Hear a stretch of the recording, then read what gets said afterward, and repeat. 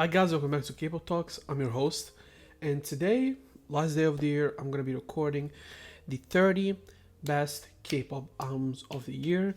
This list obviously will include some certain albums from the first part. I had a mid-year list that I didn't end up releasing because I wanted to use July or August, but it felt like it was too late at that point, so I never really released it. A good amount of the albums that I had in the first list actually came back. I might put the list here so you can see it. They might come back, but for the most part, certain of them changed. They didn't make it. Some of them got down, some of them got up. And I think overall this was a good year for the genre. A lot of really good solo stuff. I think a lot of forgettable EPs, unfortunately, by a lot of groups. A lot of mediocre music. In terms of singles from really big groups, they were the ones that we know they're always going to make good songs. And there was a couple of groups that I felt really disappointed by throughout the year. Here and there, and definitely even certain solo artists. But let's not waste so much time. Already 1 minute in, and let's get right into the video. At number 30, I have Jackson Wang with Magic Man. Me personally, I was never a huge fan of Jackson's solo stuff. It never felt particularly interesting.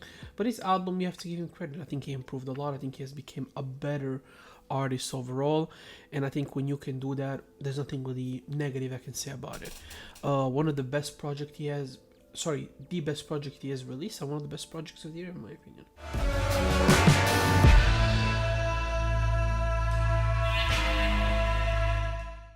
Number 29, Justice with Do Not Go Gentle Into That Good Night 2. Rap project by one of the best rappers in Korea. He has done a lot of stuff this year, a lot of music, a lot of singing, a lot of R&B, but it was mainly a phase. In his only project of the year, he releases one of the best hip-hop 5-6 song run you can probably hear in the country.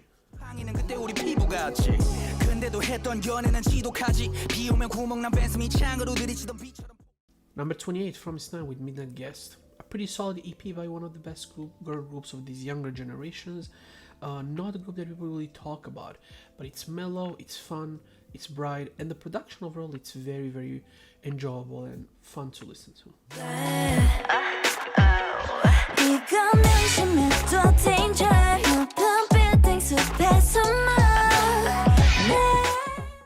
Number 27, RM with Indigo, second full-length project by rapper known as rap monster RM from BTS, and this is definitely a more ambitious project. A lot of big names such as Anderson .Paak, Erykah Badu, but he's able to pull it through. I think definitely better in the lyricism, and I think in the feature choices.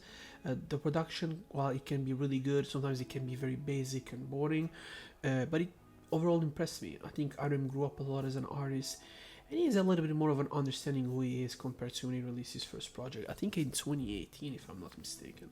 I could be wrong, I would have to check, maybe 2020.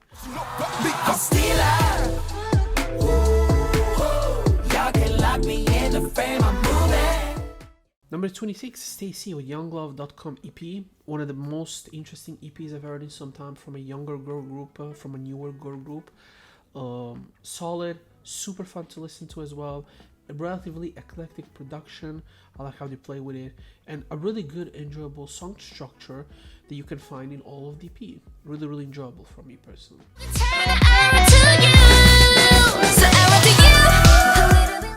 Number 25, Bam Bam B EP. This is relatively short, in my opinion. I think it's the length is similar to his debut, but I found it to be as interesting. I like how he tries different styles, different vocal ideas, different flows, different melodies, different production. He doesn't want to get stuck in one little box, and he tries it in music. That's something you have to commend him, because I don't think a lot of his GOT7 friends and members, counterparts, really do that in their music.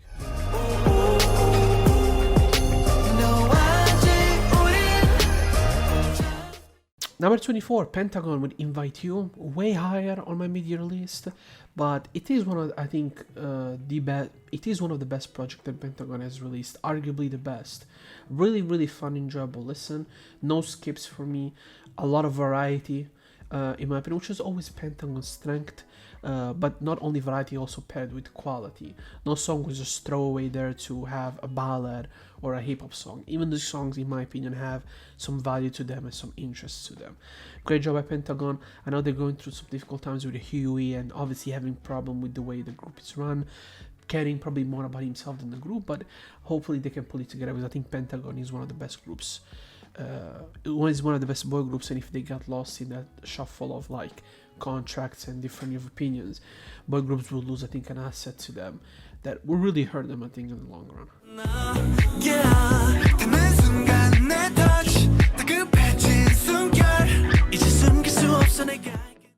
Number 23, Jukche with the Lights. One of the most I think surprising projects for me of the year. I always knew Jukche was a very good singer. Was never a fan of his songs. They felt a little bit too simplistic. But in this album, he experimented. Not much, it's still a ballad album. He's still getting into an artist that is more on the R&B side of things. But he tries different things. He fused them with interesting elements of pop, some different ideas like of hip-hop a little bit, while keeping it very simple. There's acoustic, there's electronics. He does it a little bit of everything. And obviously his vocal performances, as we all know, are always masterful and incredible.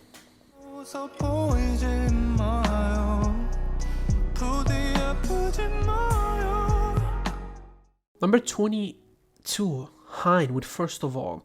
Another album similar to Jukche in the idea of like they're artists that I've always known who they were, I've always known their ability, but I've been really surprised by Hein in all the possible good ways. Interesting production. She definitely experimented more than her previous projects. Incredible vocal performances, and overall, from an artist that I don't think most people listen to, they should definitely check, because you know, she's never getting mentions for one of the best vocalists, one of the best singers, and one of the best voices in all of Korea. Amazing project, very heartfelt, and I think great for rainy days and whenever you feel a little bit down, because I think this album really is really good. Number 21.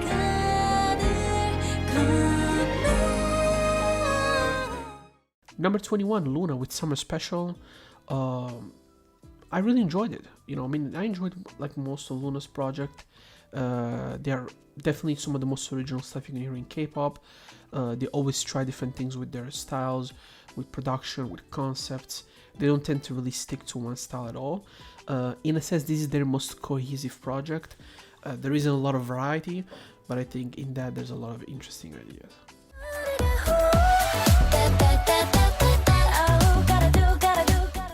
At position number 20, we have Le Seraphim with Fearless. And this is their debut EP, one of the most anticipated groups of 2022, delivers, I think, pretty good, with a decent amount of variety, quality, a lot of good, healthy arrogance in their music, and a different approach to the classic banger that you always hear in K-pop. Definitely refreshing, and even though they had their own shares of, you know, scandals pretty much the moment they debuted, they were able to carry it and actually, I think, have a pretty good year overall.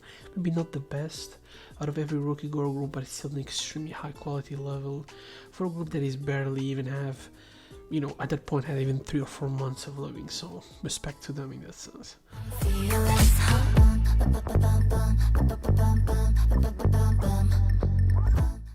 Number 19, New Jeans with their self-title.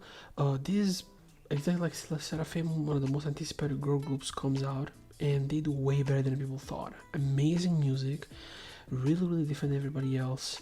90s vibe, R&B, more of laid-back pop, not searching necessarily for that classic K-pop 2020s banger with heavy productions, none of that. Great vocals and pretty interesting lyrics. You know, one of the groups that really stands out of the hype pocket. Now, it's a question for me if they will able to carry this success and this clout in 2023, because I think it's going to be very hard to do, but I'm curious to see if they can do it or not.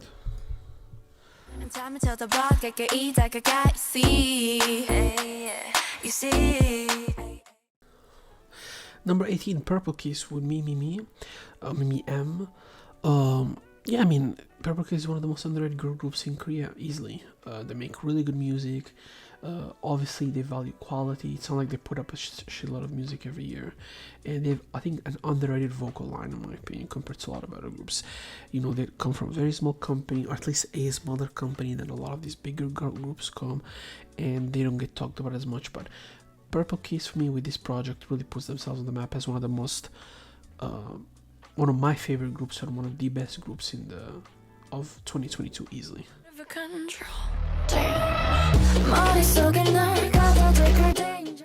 17th place, we have A-Pink with Horn. Definitely dropped more in my compared to my mid-tier. I think they were top 5, top 10. They dropped a little bit, but still, I've listened to it a lot this last month. It's really, really good. An amazing project by A-Pink. They've always showcased their variety, amazing vocals, pretty good concept, I think, overall. Interesting lyrics. They don't necessarily deviate too much from what they've done in the past, but they do it well. And overall, almost no skips in a project that's pretty long, considering your average album length that you normally get in K-pop. One of the most legendary girl groups. They've had one of the most consistent discographies of all time, and I'm happy that even newer fans can have a chance to discover the greatness that is A-Pink.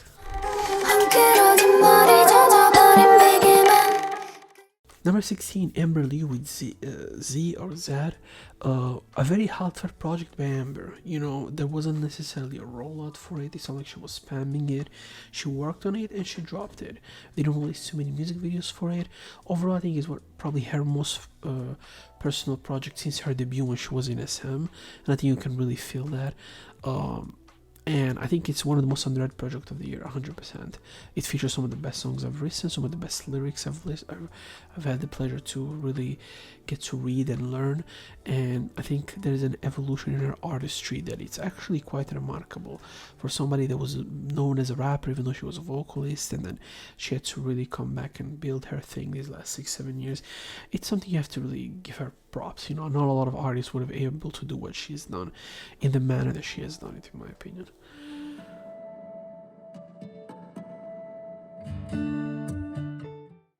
Number 15, another SM idol, Taeyeon with I Am View. A really good project by Taeyeon. She keeps releasing good projects. I think it's been like 2 years before her previous project, if I'm not mistaken. This is just fun, modern, catchy, super pop, the essence of pop at its best, and some of the best vocal performances you're gonna hear all year. SM keeps doing this every time with their solo artists. They're able, specifically this year, to bring the best out of them. Congrats to them, and I think Taeyeon is one of the best examples of that.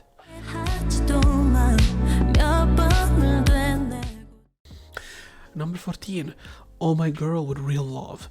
One of the most underrated girl groups project in years, in my opinion. Nobody has talked about it, and it's one of the most consistent and different and original K-pop girl groups albums I've heard.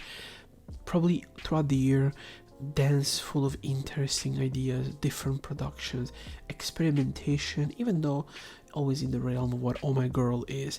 Another group that didn't necessarily start the best for me. It took them 2 or 3 years to really become the artists that most of their fans already thought they were.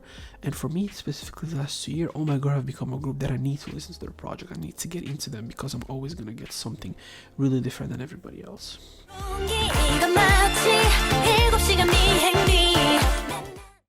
Number 13, Kang Daniel with The Story. Another really good project by Kang Daniel. Somebody that everybody thought he was the guy, and he is the guy. You know, to be able to pull off such an interesting project already, in such a different project than most of your solo members, most of your members from your own Produce 101 group, or even compared to other Produce 101 groups, and what you're able to do, it's remarkable. He's not in a huge company, he doesn't have the biggest budgets, but he clearly understands music, he clearly understands production. The people that work with him understand that as well. He has a clear vision. I think you can feel that in his music very well.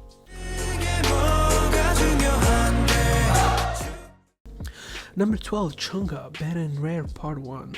Another album nobody has talked about. Chungha definitely has a problem with her label when it comes to quality of music, though. She's one of the best I think, artists in Korea. Another really good project by her, long, dense, consistent, and full of energy, full of passion, and you can feel it in every vocal chord she releases in her album. Definitely one of her most fun listens, you know, more than Querencia, even though Querencia was a really good project. You know, it had a little bit of ups and downs in terms of like energy. This is consistently high energy, consistently fun, and consistently great to listen to in most situations during your day.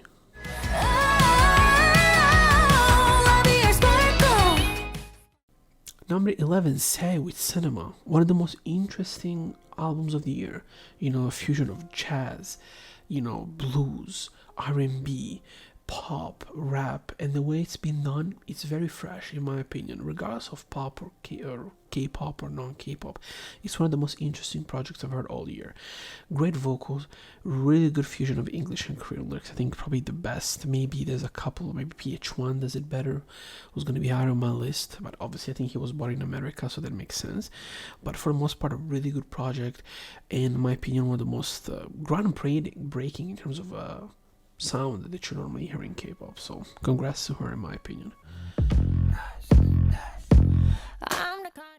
And before we get into the top 10, we're gonna do some honorable mentions. I'm gonna go pretty fast towards them. There's a good amount, but I feel like it's important to nominate them.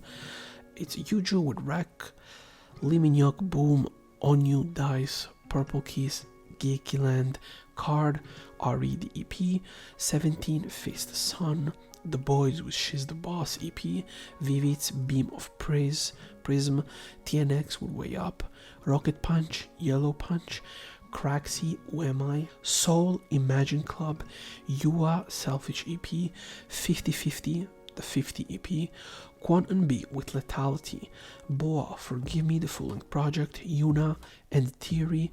Even though it's a repackage, I have to put it in there because I didn't know it came out the year before. B2B, Be Together, Yena, Smiley, NCT Dream, Glitch Mode didn't make my top 30 at the end of the year. Brave Girls, Thank You EP is the same, and Ween with We EP as well. All these songs are amazing, listen to them as well. Definitely deserve a listen because I think they're really good, and I didn't want to make the list too long this time compared to my top songs, which I felt like normally that's fine if it's a little bit longer. And now we get into the top 10, and to break our top 10 we start with J-Hope with Jack in the Box, one of the best hip-hop project I've heard in Korea in the last 5-6 years, easily. Very few have done better in my opinion. Cool productions, a lot of different hip-hop productions, from more noise stuff, even the one that are fused with rock, which I'm not the biggest fan of, classic 90s hip-hop, great flows, great vocals. You know, people complain about the English sides. I don't really see it. I thought the English worked really well here. It's not like it's like predominant in the album in any way. This is by far the best thing that J-Hope has released as an artist. He was focused, he had time to do what he wanted, he wasn't trend chasing, he wasn't trying to get the big hit for big hit. He did what he wanted. I think it really showcases here.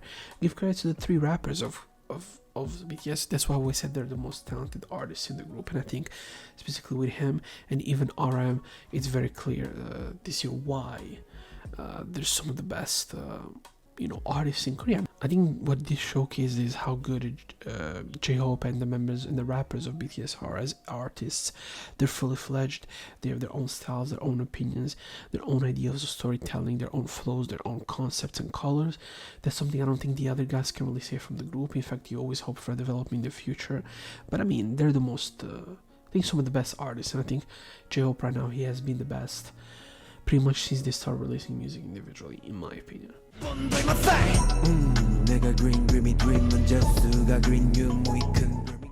Number 9, we have two albums from the same girl group, which is Billy. The first is The Village of Perception Chapter 2, and then the soundtrack from The End of the World and The Awakening, which is a short movie made for Billy, which tells their lore and talks about their lore.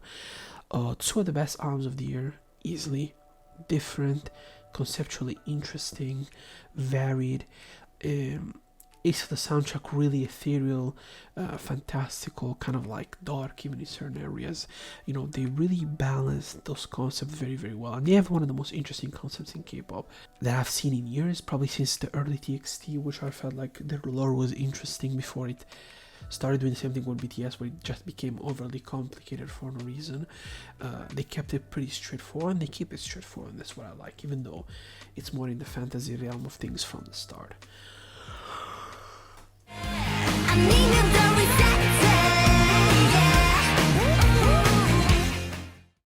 And at number 8, we have Chilling Homie Khan with Bad Neighbors, one of the best hip-hop project from Korea in terms of collaboration between rapper and producer.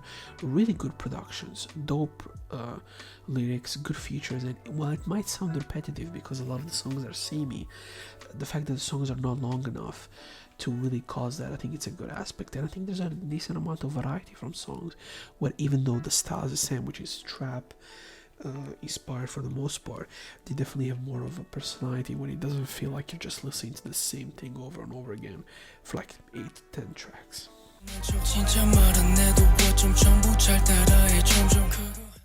Next we have Hades with Undo. One of my personal favorites of the year. AIDS comes back after years dealing with her own health issues.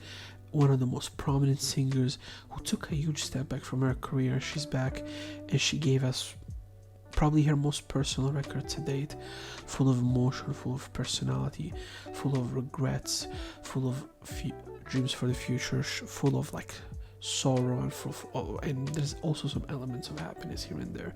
Not a lot of features, but the features there and there are very, very good. And I'm happy that AIDS is back, because when AIDS is back, the K-pop industry is better, and the K-pop fans get better music. Simple as that.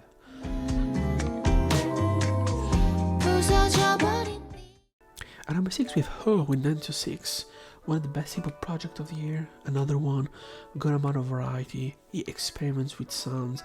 I thought after he released his first song after High School Rapper, I thought, what is he gonna do? Like another, I think he was an High School Rapper if I'm not mistaken. Is he gonna do another like pop punk style of hip hop? And while I didn't hate that song particularly that he came out with, now the name is kind of like running away from me, but it wasn't bad. I enjoyed it. It wasn't the best thing I could have heard from him, and I never expected this evolution as an artist, to come out and do these incredible flows, incredible lyrics, great production ideas, cool concepts, a variation. You tell a story also sound-wise, not only lyrically. I think it's really, really interesting to see from a very young artist. I know now he's in Show Me the Money 11. I think he has a great chance to win, in my opinion.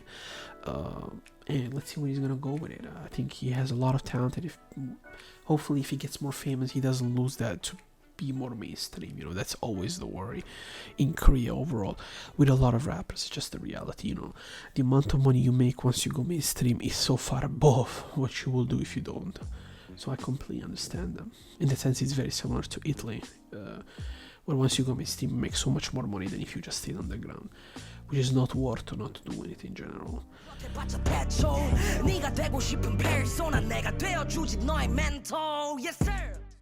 Now we get into the top 5, and for top 5 we have Davida with American Gothic. Now I didn't have this album on my half-year list.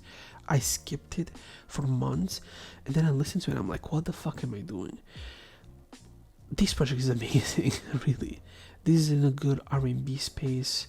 It doesn't clown others, it doesn't try to be others. It's fun, it's original, it has amazing vocals and very interesting lyrics, in my opinion.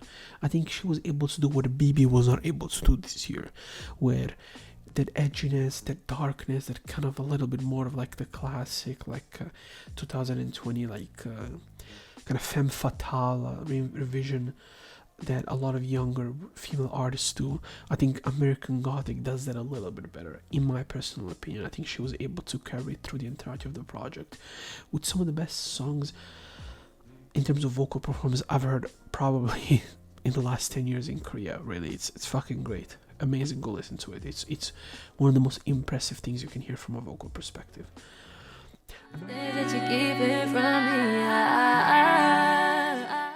At number 4, we have an artist that most of you don't know, which is Bebiano with Space Mulan. A great project. Again, another project inspired by 90s EDM music, Eurodance, some drum and bass, some even some dubstep here and there. A great listen, fast. It's 20 minutes, 5 songs, and yet it's able to live more than other albums that are too long. And give her credit, you know, is an artist that she's not big. She's not trying to be successful. She's just trying what she wants to do. And I think Space Mulan is one of the most, I think, daring projects in an era where everybody's trying to do the most new thing, the most popular thing, the most poppy sound that can go and sell you and stream you. She goes the opposite way. Give her credit. You know, it takes a lot of balls, and she does it very, very well in this one as well.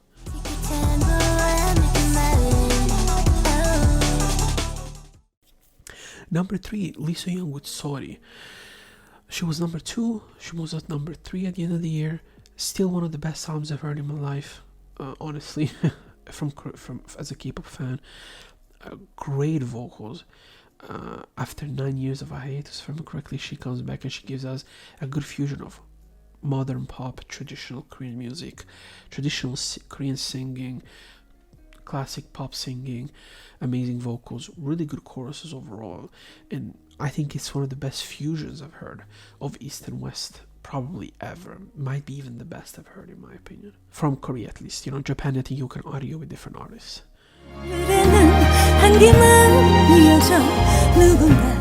And the number 2, Red Velvet with the Red Velvet Festival. Yes, it went down a notch for me, but still, I mean, Red Velvet cements themselves as the group with the best K-pop discography out of any other group ever.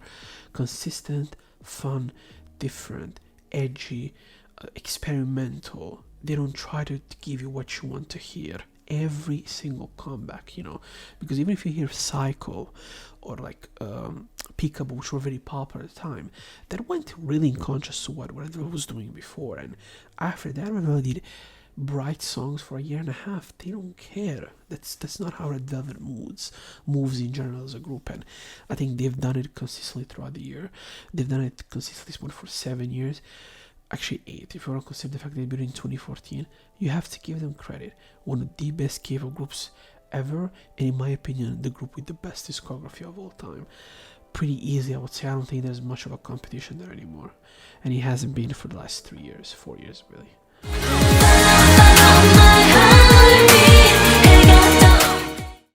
At a number 1, my favorite K-pop album of the year has to be PH1 with But For Now, Leave Me Alone. One of the most interesting projects. You know, PH1 is a guy who's really big in Korea, but you know, when you're that big and you've been used to make more mainstream songs, you would think maybe that's what you're gonna do in your album. No, he brings rawness, simplicity, good hip-hop really good hip-hop production, probably the best of the year. Really interesting ideas in song changes in the middle of concepts, great vocals by him, who's mainly a rapper, great lyrics, and one of my most spammed albums of the year.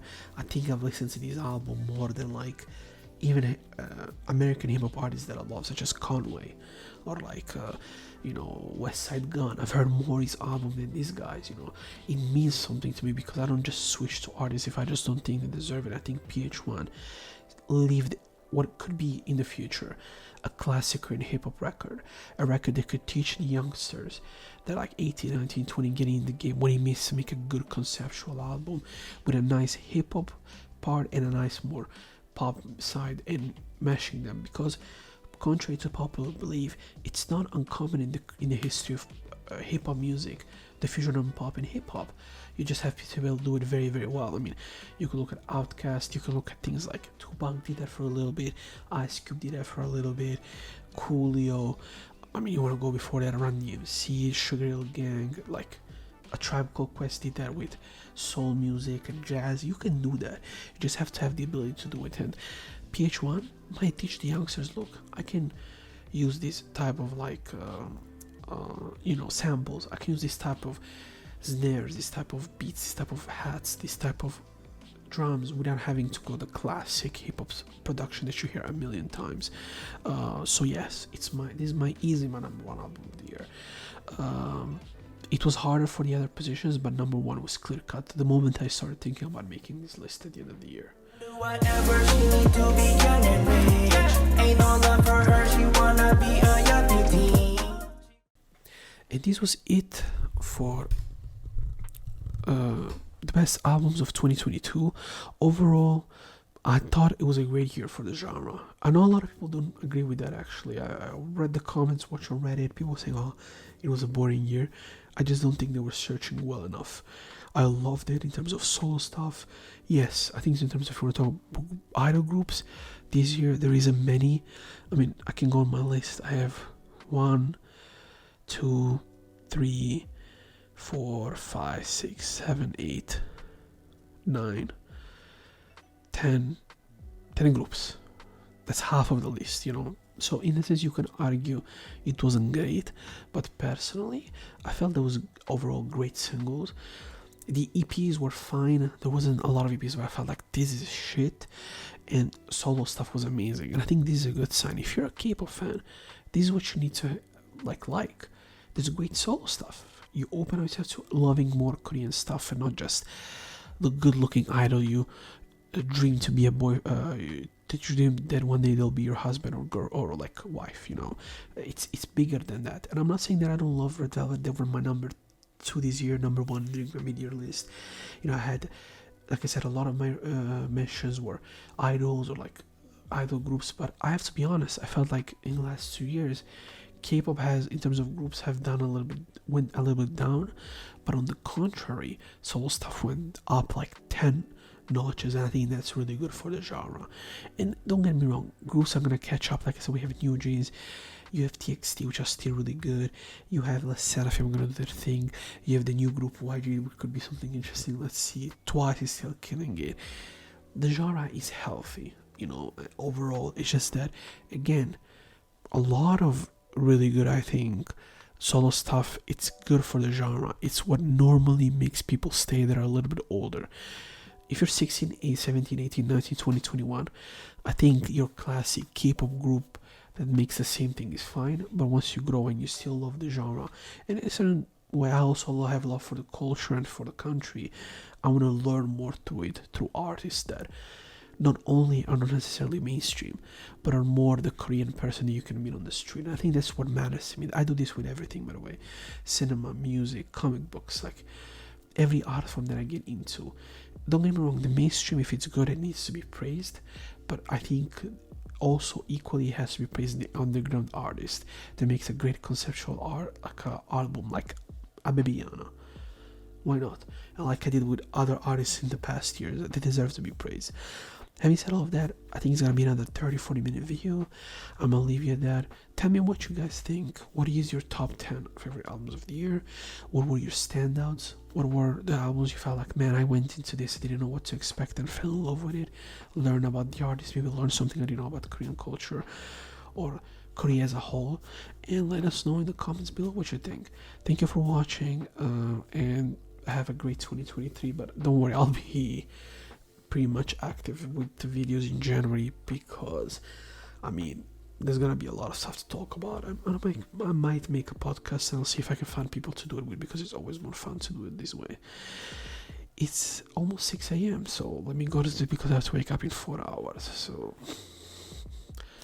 good night for me. Whatever is for your day, have a good day, have a good night, or you know, whatever, and see you next time.